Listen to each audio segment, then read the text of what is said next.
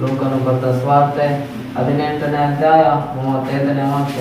Luke chapter 18:35 ದೇವರು ಸಭೆಯಾದ ನಮ್ಮ ಸಂಘ ಆತನ ಈ ರೀತಿ ಮಾತನಾಡ್ತಾ ಇದ್ದಾನೆ. And it came to pass that as he was come nigh unto Jericho, a certain blind man sit by the wayside weeping. ಲೂಕ 18ನೇ ಅಧ್ಯಾಯ 35ನೇ ವಾಕ್ಯದಲ್ಲಿ ದೇವರಾತನು ಸಭೆಯಾದ ನಮ್ಮ ಸಂಗಡ ಈ ರೀತಿಯ ಮಾತನಾಡ್ತಿದ್ದಾನೆ. ಆತನು ಯೆರಿಕೋವಿನ ಸಮೀಪಕ್ಕೆ ಬಂದಾಗ ದಾರಿಯ ಮಧ್ಯದಲ್ಲಿ ಕೂತು ಭಿಕ್ಷೆ ಬೇಡುತ್ತಿದ್ದ ಒಬ್ಬ ಕುರುಡನು ಗುಂಪಾಗಿ ಕೂತಿದ್ದ ಜನರ ಶಬ್ದವನ್ನ ಕೇಳಿ ಇದೇನು ನೀನು ವಿಚಾರಿಸಿದನು, ಇದೇನೆಂಬುದಾಗಿ ಅವನು ವಿಚಾರಿಸಿದನು. ಅವರು ಅವನಿಗೆ ನಜರೇತಿನ ಯೇಸು ಈ ಮಾರ್ಗವಾಗಿ ಹೋಗ್ತಿದ್ದಾನೆಂದು ತಿಳಿಸಿದಾಗ ಅವನು, ಯೇಸುವೇ, ದಾವೀದನ ಕುಮಾರನೇ, ನನ್ನನ್ನು ಕರುಣಿಸು ಎಂದು ಕೂಗಿ ಕೇಳಿಕೊಂಡನು. ಮುಂದೆ ಹೋಗುತ್ತಿದ್ದವರು, ಸುಮ್ಮನಿರು ನೀ ಎಂದು ಅವನನ್ನು ಗದರಿಸಲು ಅವನು, ದಾವೀದನ ಕುಮಾರನೇ, ನನ್ನನ್ನು ಕರುಣಿಸು ಎಂದು ಮತ್ತಷ್ಟು ಕೂಗಿಕೊಂಡನು. ಆಗ ಯೇಸು ನಿಂತು ಅವನನ್ನು ತನ್ನ ಬಳಿಗೆ ಕರೆತರುವುದಕ್ಕೆ ಅಪ್ಪಣೆ ಕೊಟ್ಟನು. ಅವನ ಹತ್ತಿರಕ್ಕೆ ಬಂದನು. ಆತನು ಅವನನ್ನ, ನಾನು ನಿನಗೆ ಏನು ಮಾಡಬೇಕೆಂದು ಕೋರುತ್ತಿ ಎಂದು ಕೇಳಲು ಅವನು, ನನಗೆ ಕಣ್ಣು ಬರುವಂತೆ ಮಾಡಬೇಕು ಸ್ವಾಮಿ ಅಂದನು. ಯೇಸು ಅವನಿಗೆ, ನಿನಗೆ ಕಣ್ಣು ಬರಲಿ, ನಿನ್ನ ನಂಬಿಕೆ ನಿನ್ನನ್ನು ಸ್ವಸ್ಥ ಮಾಡಿಯದೆ ಎಂದು ಹೇಳಿದನು. ತಕ್ಷಣವೇ ಅವನಿಗೆ ಕಣ್ಣು ಬಂದವು. ಅವನು ದೇವರನ್ನು ಕೊಂಡಾಡುತ್ತಾ ಆತನ ಹಿಂದೆ ಹೋದನು. ಜನರೆಲ್ಲರೂ ನಡೆದ ಸಂಗತಿಯನ್ನ ನೋಡಿ ದೇವರನ್ನ ಸ್ತುತಿಸಿದರು. ಹಲ್ಲೆಲೂಯಾ. ಹಾಗಾದ್ರೆ ಕಣ್ಣು ಕೊಟ್ಟಿರೋದು ಆ ಕುರುಡನಿಗೆ ದೇವರು. ಆದ್ರೆ ಅಲ್ಲಿ ಯಾರು ಸ್ತುತಿಸ್ತಾ ಇದ್ರ?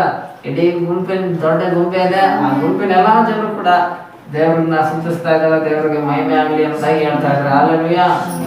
ಹಾಗಾದ್ರೆ ಅಕ್ಕಪಕ್ಕದಲ್ಲಿ ಇರೋರು ಕೂಡ ಕೈ ಕೊಟ್ಟು ಹೇಳಿ, ದೇವರಿಗೆ ಮಹಿಮೆ ಆಗಲಿ ಅಂತ ಹೇಳಿ.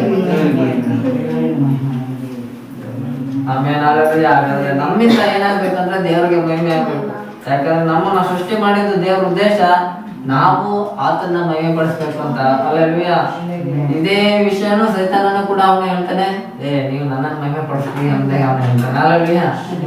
ದೇವ್ರು ಏನೇ ಹೇಳಿರ್ತಾನೋ ಅದಕ್ಕೆ ಕಾಪಿ ಹೊಡ್ಬಿಟ್ಟು ಸೈತಾನ ಹೇಳ್ಬಿಡ್ತಾನೆ, ನೀವು ನನ್ನನ್ನು ಮಹಿಮೆ ಪಡಿಸಿ. ದೇವ್ರು ಹೇಳ್ತಾನೆ, ನೀವು ವಾಕ್ಯ ಕೇಳ್ರಿ ಅಂದ್ರೆ ದೇವ್ರು ಹೇಳ್ತಾನೆ ಹೀಗೆ.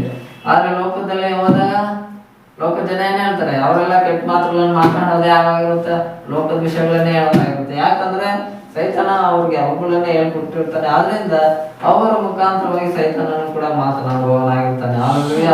ಆದ್ರಿಂದ ಕೇಳುವವರ ಮುಖಾಂತರವಾಗಿ ದೇವಗಳು ಕೂಡ ಮಾತಾಡ್ತಾ ಇದ್ದಾರೆ ಎಂಬುದ ಕೆಲವರು ಹೇಳ್ತಾರೆ. ಯಾಕಂದ್ರೆ ಅವರಲ್ಲಿ ಅವ್ರು ಮಾತಾಡೇ ಇರಲ್ಲ. ಈ ಸೈತಾನ ಇವನ ಇದು ಒಂದು ಸೇನೆ ಕೂಡ ಇರುತ್ತೆ. ಅದ್ರಲ್ಲಿ ಅನೇಕ ದೇವಗಳು ಕೂಡ ಇರ್ತವೆ. ಹಲ್ಲೆಲೂಯಾ. ಯಾಕಂದ್ರೆ ಇವರೆಲ್ಲರೂ ಎಲ್ಲಿದ್ರು ಅಂದ್ರೆ ಫಸ್ಟ್ ಪರಲೋಕದಲ್ಲಿ ಇದ್ದವರಾಗಿದ್ರು ಈ ಸೈತಾನನನ್ನು. ಮತ್ತೆ ಇವ್ರ ಹಿಂದುಗಡೆಗೆ ದೆವ್ವಗಳೆಲ್ಲ ಇದಾವಲ್ಲ, ಇವರೆಲ್ಲ ಫಸ್ಟ್ ಎಲ್ಲಿರ್ತಾರೆ ಅಂದ್ರೆ ಇವ್ರನ್ನೆಲ್ಲ ಸೃಷ್ಟಿ ಮಾಡಿದ್ದೆ ದೇವ್ರು. ನೀವು ಮೊದಲು ಪರಲೋಕದಲ್ಲಿ ದೇವ ದೂತರಾಗಿದ್ದರು. ಹಲ್ಲೆಲೂಯಾ. ಅಲ್ಲಿ ದೇವ್ರಿಗೆ ವಿರುದ್ಧವಾಗಿ ಏನ್ ಕೆಲಸ ಮಾಡ್ತಾರಂದ್ರೆ, ನಾನು ದೊಡ್ಡ ಆರಾಧನೆ ದೇವದೂತ, ಇನ್ನು ನನ್ಗೆ ಒಂದೇ ಒಂದು ಮೆಟ್ಲು ನನ್ನ ಮೇಲೆ ಹತ್ಬಿಟ್ರೆ ನಾನೇ ದೇವ್ರಾಗ್ಬಿಡ್ಬೋದು ಎಂಬುದಾಗಿ ಇವ್ನು ಯೋಚನೆ ಮಾಡ್ಬಿಡ್ತಾ ಸೈತಾನ ನಾನು. ಆಗ ದೇವ್ರಿಗೆ ಈ ವಿಷಯ ಗೊತ್ತಾಗುತ್ತೋ, ಇವ್ ನನ್ನ ಸ್ಥಾನನೇ ಬಯಸ್ತಾ ಇದ್ದೇನೆ ಅಂತ ಹೇಳ್ಬಿಟ್ಟು ಅವ್ನ ಮನ್ಸಲ್ಲ ಅನ್ಕೊಂತಾನೆ ಅಷ್ಟೇ, ಬಾಯಿ ಬಿಟ್ಟು ಕೂಡ ಅವನು ಹೇಳಲ್ಲ ಸೈತಾನ. ದೇವ್ರ ಮನ್ಸಲ್ಲ ಅನ್ಕೊಂಡಿದ್ದು ಇವ್ನ ಯೋಚನೆ ಕೆಟ್ಟದ್ದು, ಇದು ನನ್ನ ಸ್ಥಾನನೇ ಇವ್ನು ಬಯಸ್ತಾ ಇದ್ದಾನೆ ಅಂತ ಹೇಳಿ ದೇವ್ರಿಗೆ ಕೋಪ ಬಂದು ಅವನನ್ನ ಅವನ ಎದುರುಗಡೆಗೆ ಒಂದು ದೊಡ್ಡ ಗುಂಪೆ ಇರುತ್ತೆ. ಅದೇ ಸೈತಾನನ ದೇವಗಳ ಗುಂಪು.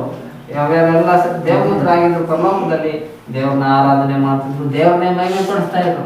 ಇಂಥವರಲ್ಲಿ ಏನ್ ಬಂತಂದ್ರೆ ಕೆಟ್ಟ ಆಲೋಚನೆ ಬಂತು. ಈ ಕೆಟ್ಟ ಆಲೋಚನೆ ಬಂದಾಗ ದೇವ್ರ ಏನ್ ಮಾಡ್ಬಿಟ್ಟ ಅಂದ್ರೆ, ನೀವೆಲ್ಲಿದ್ರೆ ಈ ಲೋಕನೇ ಕೆಟ್ಟೋಗ್ಬಿಡುತ್ತೆ ಅಂತ ಹೇಳ್ಬಿಟ್ಟು ದೇವ್ರ ಅವನನ್ನ ಅವನ ಹಿಂದೆ ಇದ್ದಂತೆಲ್ಲ ಸೇನೆಯವನ್ನ ಎತ್ತಿ ಬಿಸಾಕ್ಬಿಡ್ತಾನೆ. ಅವರೆಲ್ಲ ಮಧ್ಯ ಆಕಾಶಕ್ಕೆ ಬಂದು ಬಿಡ್ಬಿಡ್ತಾರೆ. ಈಗ ಅವರು ದೇವದೂತರಾಗಿದ್ರು ಪರಲೋಕದಲ್ಲಿ, ದೇವ್ರು ಯಾವಾಗ ಬಿಸಾಕ್ಬಿಟ್ನು ಅವಾಗ ಅವತ್ತಿಂದ ಅವರು ದೆವ್ವಗಳಾಗಿರೋದಾಗುತ್ತೆ. ಅವತ್ತಿಂದ ಅವರು ದೆವ್ವಗಳಾಗಿ ಸೈತಾನಾಗಿ ಇರೋದ್ರಿಂದ ಅವರ ಗುರಿ ಏನಂದ್ರೆ, ಈಗ ದೇವ್ರನ್ನ ಯಾರ್ಯಾರನ್ನೆಲ್ಲ ಆರಾಧನೆ ಮಾಡ್ತಾರೋ ಅವ್ರ ಆರಾಧನೆ ಮಾಡ್ಬಾರ್ದು, ಹಂಗ್ ಮಾಡ್ಬೇಕನ್ನೋದೇ ಈಗ ಸೈತಾನನ ದೊಡ್ಡ ಗುರಿ. ಹಲ್ಲೆಲೂಯಾ. ಆದ್ರಿಂದ ದೇವ ಜನರಾದ ನಾವು ದೇವ್ರನ್ನ ಆರಾಧನೆ ಮಾಡೋದು ಇದು ನಮ್ಗೆ ಆ ದೊಡ್ಡ ಆಶೀರ್ವಾದ. ಇದು ನಮ್ಮ ದೇವರಿಗೆ ಅದು ಮಹಿಮೆ ಆಗುವಂತದ್ದಾಗಿದೆ. ಹಲ್ಲೆಲೂಯಾ. ಆದ್ರಿಂದ ಜನರೆಲ್ಲರೂ ದೇವರನ್ನ ಸ್ತುತಿಸುವಂತೆ ದೇವರು ಕೂಡ ಮಾಡುವುದಕ್ಕಾಗಿ ಈ ಲೋಕಕ್ಕೆ ಬಂದವನಾಗಿದ್ದನು.